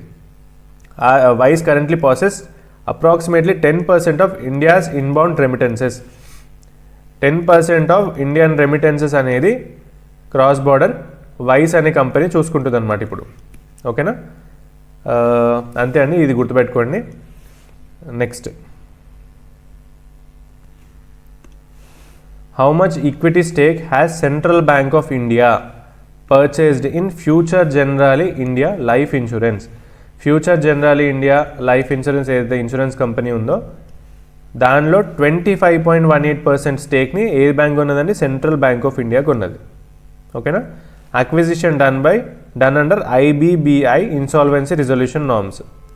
ఇది ఇన్సాల్వెంట్ అయిపోయే స్టేజ్లో ఉంది కాబట్టి ఈ ఫ్యూచర్ జనరల్ ఇది ఈ Central Bank of India 25% stake దాంట్లో కొని రివైవ్ చేద్దామని కొన్నదనమాట. ఓకేనా? టోటల్ స్టేక్ పర్చేస్ కాస్ట్ ఎంత? 25%, 57 crores అండి. అప్రూవల్స్ ఎక్కడి నుంచి రావాలా? కాంపిటీషన్ కమిషన్ ఆఫ్ ఇండియా నుంచి, ఆర్బీఐ నుంచి, ఇర్డాయ్ నుంచి. ఇర్డాయ్ అంటే ఈ ఇన్సూరెన్స్ కంపెనీస్కి రెగ్యులేటర్ ఎవరండి? IRDAI, ఇర్డాయ్ అంటాము. Insurance regulatory development authority of India. దీని హెడ్ క్వార్టర్ ఎక్కడ ఉంది? హైదరాబాద్లోనే ఉంది. మన తెలంగాణలో హైదరాబాద్లో ఉందన్నమాట. సో ఇక్కడ నుంచి పర్మిషన్ రావాలా, ఇక్కడ నుంచి పర్మిషన్ రావాలి, ఇక్కడ నుంచి పర్మిషన్ రావాలా. అవన్నీ పర్మిషన్స్ వచ్చినాయి కాబట్టి ఈ సెంట్రల్ బ్యాంక్ ఆఫ్ ఇండియా దీనిలో 25% స్టేక్ తీసుకుందనమాట. ఓకేనా? Next, central Bank of India ఎప్పుడు ఎస్టాబ్లిష్ అయింది? 1911లో ముంబై హెడ్ క్వార్టర్. ఇప్పుడు ప్రజెంట్ ఎండీ అండ్ సిఇఓ ఎవరండి? మఠం వెంకట్రావు. మఠం Venkatrao is MD and CEO of central Bank of India. మీకోసం మొత్తం స్టాటిక్ పార్ట్ కూడా నేను కంపైల్ చేసి తీసుకొచ్చినా అండి ఈ పీడిఎఫ్. ఒకవేళ పీడిఎఫ్ కావాలి, ప్రింట్ తీసుకొని చదువుకోవాలి అనుకుంటే download or app Telangana champions academy, లేకపోతే వెబ్సైట్ గురించి తెలంగాణ ఛాంపియన్స్ అకాడమీ.com వెబ్సైట్. దాంట్లో నుంచి ఈ పీడిఎఫ్ అనేది టాప్ 240 MCQs కోర్స్ అనేది ఉంది. దాంట్లో మీరు యాక్సెస్ చేసుకొని డౌన్లోడ్ చేసుకోవచ్చు. నెక్స్ట్ అండి, which public sector bank has removed the account minimum balance charges requirement for all types of savings account. ఇంతకుముందు చూసినాం కదా, ఫస్ట్ ఏ బ్యాంక్ తీసేసింది? SBI. దాని తర్వాత ఏ బ్యాంక్? కెనరా బ్యాంక్. దాని తర్వాత ఏ బ్యాంక్? Punjab national bank. ఓకేనా? ఏ యాన్యువల్ మినిమం బ్యాలెన్స్ ఛార్జెస్ లేకపోతే అకౌంట్ మినిమం బ్యాలెన్స్ ఛార్జ్ ఏదైనా అనొచ్చు. ఏది తీసేసింది? కెనరా బ్యాంక్ తీసేసింది. ఓకేనా? ఇది ఎప్పుడు స్టార్ట్ అయింది? కెనరా బ్యాంక్ 1906లో. Together we can is a tag line. Head quarter వచ్చేసి బెంగళూరులో ఉంది, కర్ణాటక. బెంగళూరు కర్ణాటకలో ఉంది హెడ్ క్వార్టర్.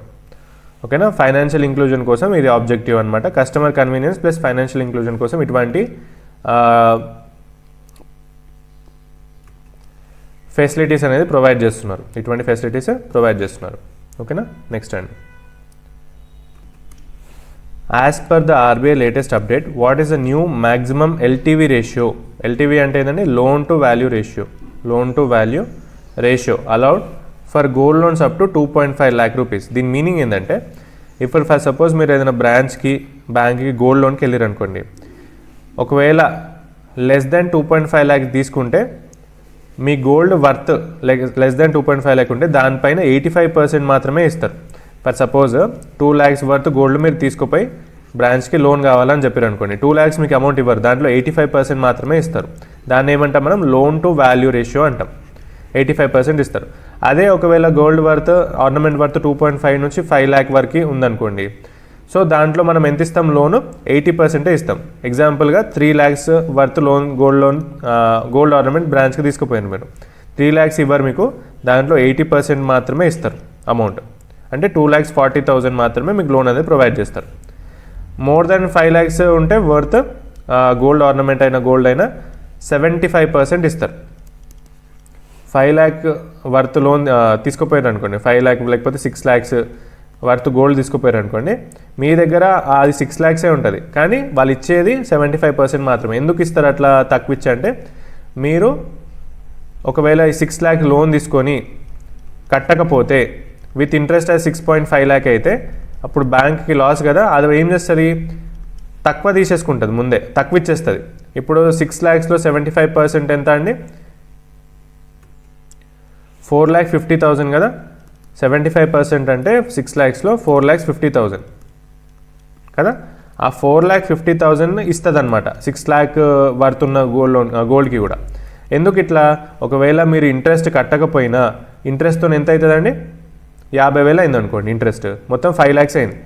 ఒకవేళ మీరు తెచ్చిన అమౌంట్ ఇచ్చేస్తే ఆ 50,000 బ్యాంక్కి బొక్క కదా. సో అప్పుడు ఏం చేస్తుంది? తక్కువ ఇచ్చి 5 lakhs విత్ ఇంట్రెస్ట్ అయినా కూడా బ్యాంక్ దగ్గర 6 lakh వర్త్ గోల్డ్ ఉంటుంది, ఆప్షన్ పెట్టేసినా కూడా వీళ్ళ అమౌంట్ వీళ్ళకి వచ్చేస్తుంది. 5 lakhs వీళ్ళకి వచ్చేస్తుంది, ఇంకా ఎక్స్ట్రా 1 lakh వస్తుంది బ్యాంక్కి. అప్పుడు ఏం చేస్తారు? ఆప్షన్ పెట్టేసి గోల్డ్ అమ్మేసి 5 lakhs లోన్కి అడ్జస్ట్ చేసేసి ఆ మిగతా 1 lakh మీ అకౌంట్లో వేసేస్తారు. బాబు నువ్వు కట్టలేవు కాబట్టి మీ గోల్డ్ అమ్మేసినాం మేము, ఈ 1 lakh ఎక్స్ట్రా వచ్చింది అది నువ్వు ఉంచుకొని వాళ్ళ అకౌంట్లో వేసేస్తారు అనమాట. సో LTV రేషియోస్ దానికోసం పెడతారు. ఇది చాలా అంటే చాలా ఇంపార్టెంట్ అండి. RBI సర్క్యులర్ ఇది వచ్చే ఛాన్సెస్ ఉన్నాయి. ఇది 2.5 lakhకి ఎంత పర్సెంట్, 2.5 to 5 lakhsకి ఎంత percent, 5 lakhs greater than 5 lakhs ఎంత పర్సెంట్ అనేది మీరు చూసుకోవాలి, కంపల్సరీ గుర్తుపెట్టుకోవాలి. Next question, after Ajay Narayan Jha stepped down, who was appointed as a part time member of 16th finance commission. 16th finance commission ఏదైతే ఉందో దాంట్లో పార్ట్ టైం మెంబర్గా ఎవరు అపాయింట్ అయ్యారు? In place of Ajay Narayan Jha, T Rabi Sankar అండి. T Rabi Sankar RBI deputy governor. ఈయనని 16th ఫైనాన్స్ కమిషన్లో as a part time మెంబర్గా ఇంక్లూడ్ చేశారు అనమాట. ఎవరిని రీప్లేస్ చేశారు? అజయ్ నారాయణ్ ఝా. ఓకేనా. ఈ టెన్యూర్ ఎప్పటిదాకా అండి? 31st October 2025, which ever is earlier. అంటే ఇది సబ్మిషన్ ఆఫ్ రిపోర్ట్ అండి. ఎప్పటిదాకా ఈయనకి వ్యాలిడ్? అప్ టు 2025 నుంచి అప్ టు 2031 వరకు ఇక్కడ కింద మిస్ అయింది. 2031 వరకు ఈయన will be a part of 16th finance commission అనమాట. ఓకేనా. కమిషన్ ఈ 16th ఫైనాన్స్ కమిషన్ చైర్పర్సన్ ఎవరు? అరవింద్ పనగారియా ఈ 16th ఫైనాన్స్ కమిషన్ చైర్పర్సన్ అనమాట. ఈయన మెంబర్. ఇప్పుడు ఎప్పుడు స్టార్ట్ అయింది? 2023లో 16th ఫైనాన్స్ కమిషన్ అనేది వచ్చింది. న్యూఢిల్లీలో హెడ్ క్వార్టర్ ఉంది. ఇది ఒక కాన్స్టిట్యూషనల్ బాడీ అండి. 16th ఫైనాన్స్ కమిషన్ అనేది ఒక constitutional body under article 280A.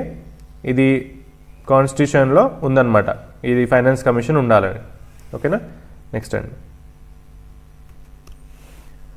Who road the book title revolution in banking? Banks పైనే ఒక బుక్ రాసిరే. ఏం బుక్ అండి అది? Revolution in banking, wheels of India's growth story. Bankers పైన అంటే బ్యాంకింగ్ ఎన్విరాన్మెంట్, బ్యాంకింగ్ సిస్టమ్ పైన బుక్ రాసిరు. ఎవరు రాసిరు అది? నిర్మల్ బన్సల్ అండ్ సునీల్ గుప్తా. ఏం చేశారు? ఒక బుక్ రాశారు బ్యాంకింగ్ సిస్టమ్ పైన. ఏం బుక్ అయితే? Revolution in banking, wheels of India's growth story. ఎవరు పబ్లిష్ చేసారు దాన్ని? అధ్యాయన్ బుక్స్ అనేది పబ్లిష్ చేశారు అనమాట వాళ్ళు. ఎందుకు ఇది? ఇందులో ఏముంది? Describes Indian banking transformation.